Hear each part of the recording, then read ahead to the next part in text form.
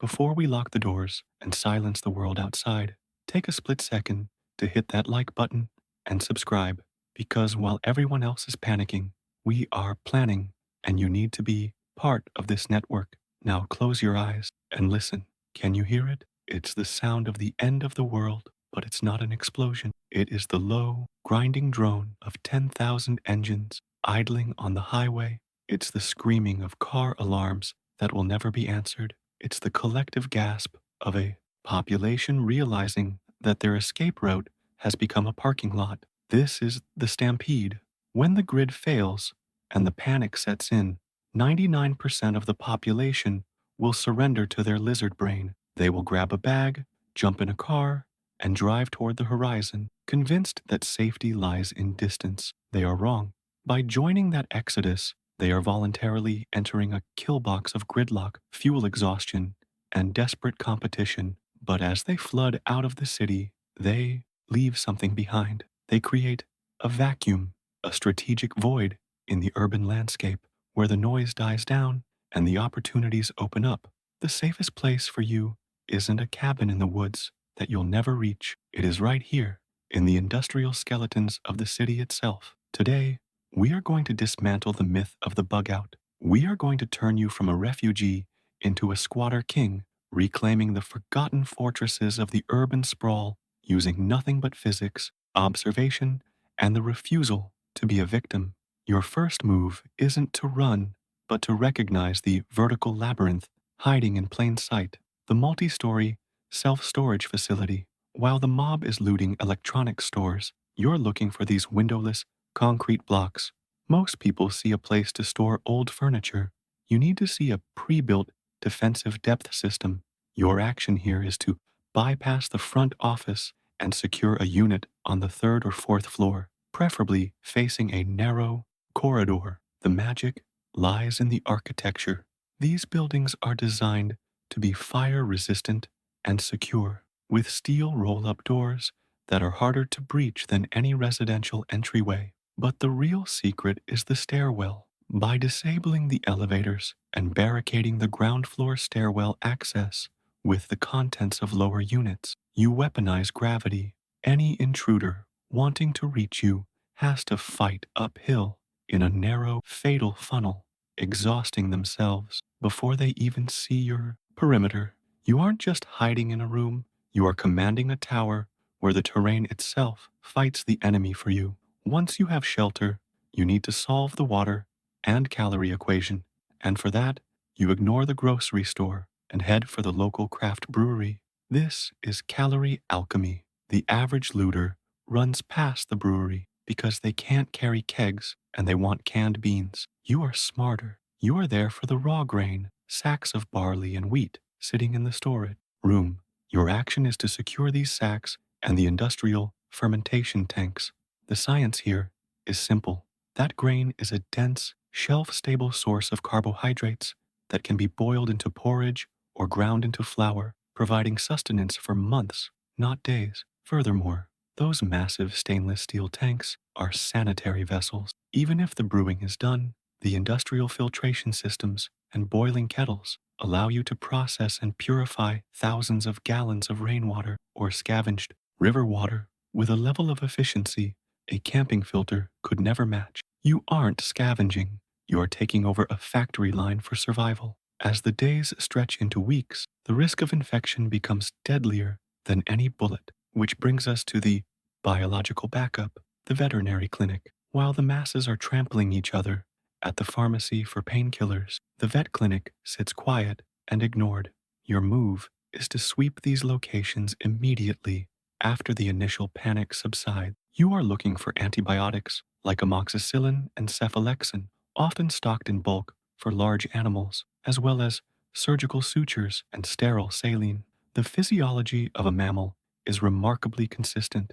A laceration on a dog is treated much like a laceration on a human, and the tools here, scalpels, forceps, bandages, are medical grade. The expert edge here is to look for the cones of shame and distinct pet medication, not to use them, but to use the cages and kennels as secure storage for your supplies. As they are lockable and bolted to the floor, creating a secure armory for your medical cache that keeps everything organized and safe from pests. Now that you are sustained, you need intelligence, and for that, you look to the sky, specifically the high ground eye found in university science towers. These buildings, often housing astronomy or meteorology departments, are unique assets. Your action is to breach the maintenance roof access of the highest university building in your sector. The magic is in the independent infrastructure. These buildings often have their own backup generators or solar arrays to keep sensitive experiments running, and they are stocked with high-powered optical equipment. From here, you are no longer guessing where the fires are or where the mobs are moving. You can see them. You shift from hiding to monitoring, using the telescopes to track the movement of the chaos from miles away, allowing you to anticipate threats hours before they arrive at your doorstep. You become the all-seeing eye in a blind city. Security, however, is not just about seeing, it's about hardening, which leads you to the digital fortress, corporate server farms, or data centers. These nondescript, windowless buildings are the modern castles. Your goal here isn't the computers, it's the physical shell. You need to gain entry through the loading dock, often the weak point, and then retreat into the server halls. The physics of these rooms are incredible.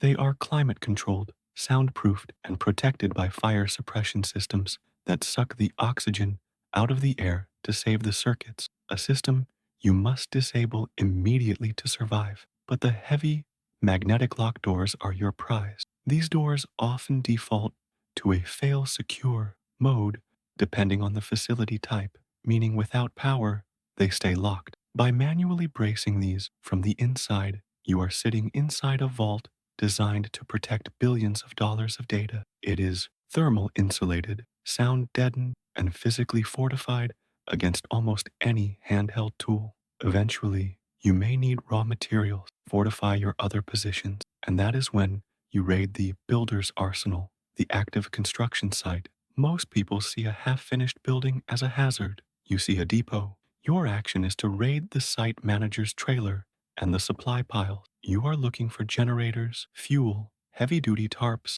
and most importantly, pallets of lumber and rebar. The magic here is the leverage of heavy machinery.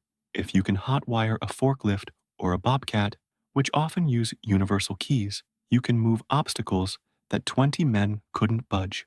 You can use the rebar to reinforce your windows and the lumber to build internal barricades. A construction site is the only place in the city where you can find the tools to alter the physical world around you, turning a passive defense into an active fortification. Finally, if the outer perimeter is breached and the city truly burns, you retreat to the ultimate sanctuary, the concrete womb, the document vault, at a title company or city archive. In a digital world, we forget that paper deeds and historical records are protected by nuclear-grade engineering. These walk-in vaults are built with reinforced concrete walls 2 feet thick and steel doors rated to withstand infernos for 4 hours. Your action is to make this your Alamo. Stock it with your absolute essential. The physics are undeniable. These rooms are immune to small arms fire, immune to fire, and virtually immune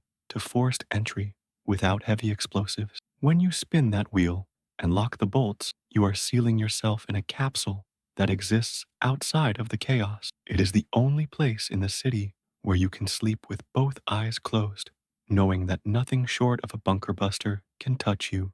Ultimately, survival is not about what you buy, it is about what you see.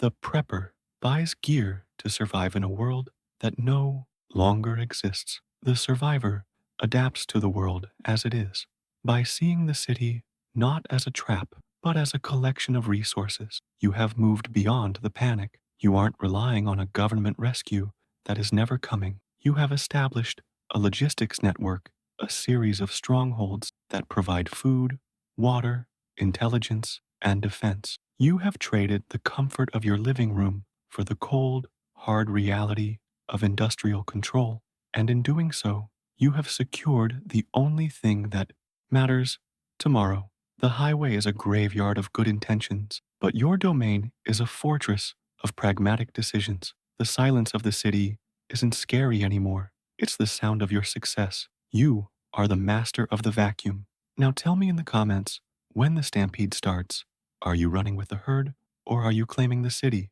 Hit like, stay sharp, and I'll see you in the ruins.